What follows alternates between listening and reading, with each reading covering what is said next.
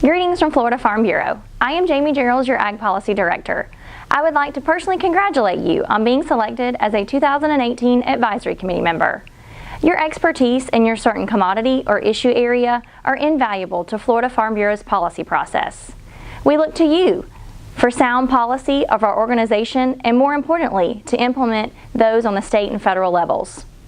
You have been elected to a one-year term, running from January 1st to December 31st, 2018.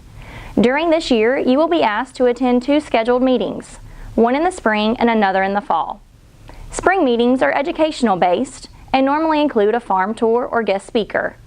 Fall meetings are designated for policy review and development of new resolutions. The 2018 policy book was ratified at our annual meeting this past October. With the Florida legislative session in full swing, I encourage you to engage in policy implementation. For an invite to Tallahassee Days and an overview of our legislative priorities this year, I turn it over to our State Legislative Director, Adam Basford.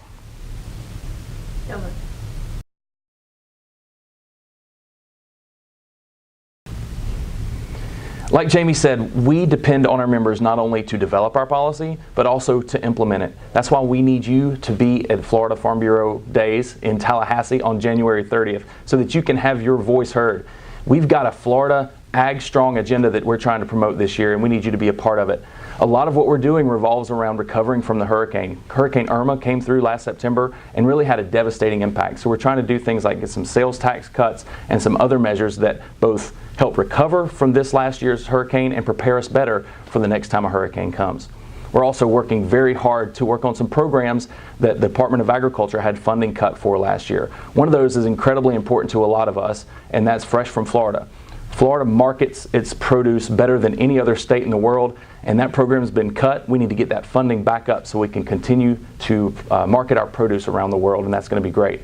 The other program at Department of Agriculture that we're really working on is the Rural and Family Lands Program, which is a conservation easement program that was funded last year less than it was the year before, and that funding is very important, and we need to get that raised up again. University of Florida IFAS also had a pretty rough budget year last year, having several projects vetoed, and we are working to restore a lot of those vetoes and really need voices from you to talk about how University of Florida IFAS research benefits the industry. And so we need you to be there to help us make that case. Thank you for being a part of Florida Farm Bureau. We look forward to seeing you in Tallahassee.